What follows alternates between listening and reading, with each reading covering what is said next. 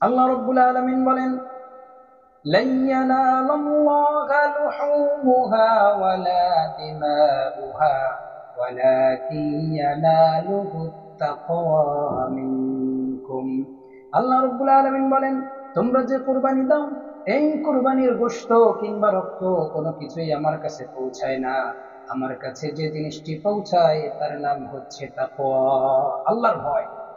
আল্লাহ তাআলার কাছে আল্লাহ তাআলার ভয় করছে। এই জন্য মানুষ যদি কোরবানি দেয়, কোরবানির ভিতরে নিয়ত যদি একমাত্র আল্লাহ তাআলার জন্যই থাকে, যে আমি আল্লাহ রাব্বুল আলামিনের জন্য কোরবানি দিচ্ছি, তাহলে আল্লাহ তাআলার কাছে তার কোরবানি পৌঁছাবে। আর যদি নিয়ত থাকে আমি মানুষকে দেখানোর জন্য এই কোরবানি দিচ্ছি, অতএব সে দুনিয়াতেই তার মনের উদ্দেশ্য যা ছিল, ওই যে আল্লাহ রাসূল সাল্লাল্লাহু আলাইহি ওয়াসাল্লাম বলেছেন, ইন্নামাল আ'মালু বিন্নিয়াত ওয়া ইন্নামা লিকুল্লি মা নাওয়া, যে নিয়ত অনুযায়ী তার প্রতিফল দেয়া হবে। মানুষের নিয়ত যদি থাকে যে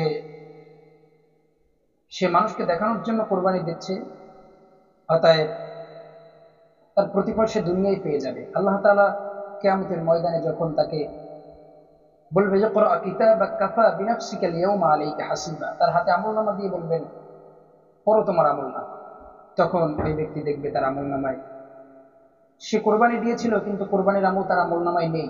তখন সে প্রশ্ন করবে, আল্লাহ তাআলা আমি তো কোরবানি দিয়েছি, অতএব আমার আমলনামায় কোরবানি কেন নাই?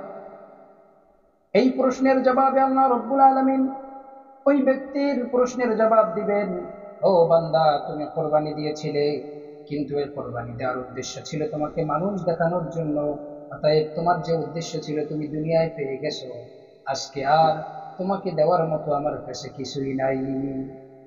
এই জন্য কোরবানি দিতে হবে একমাত্র আল্লাহ তাআলার ভালো। আল্লাহ তাআলার কাছে যে বেশি দাম দিয়ে কোরবানি দিল তার কোনো দাম নাই। আল্লাহর কাছে দাম হচ্ছে ইন্না আকরামাকুম ইনদাল্লাহি আতকাকুম। যে ব্যক্তি আল্লাহ তাআলাকে সবচেয়ে বেশি ভয় করে, আল্লাহ তাআলার কাছে তার সবচেয়ে দাম। অতএব আমার ভাই এবং বোনদের প্রতি একটি পরামর্শ থাকবে যে আপনারা কোরবানি যেরকম দেন, যতটুকু গরু কিংবা ছাগল যেরকম দেন, আপনার উদ্দেশ্য থাকতে হবে একমাত্র আল্লাহ তাআলার জন্য। যদি আপনি তাই করতে পারেন তাহলে আল্লাহ তাআলার কাছে আপনার এই কোরবানি পৌঁছাবে। আর যদি তা না পারেন তাহলে কিয়ামতের ময়দানে দেখবেন আপনার আমলনামায় কিছুই নেই। এজন্য আমাদের কোরবানিগুলো যেন একমাত্র আল্লাহ তাআলা রাজি খুশি করার জন্য হয়। ওয়া আখিরু দাওয়ানা আলহামদুলিল্লাহি রাব্বিল আলামিন।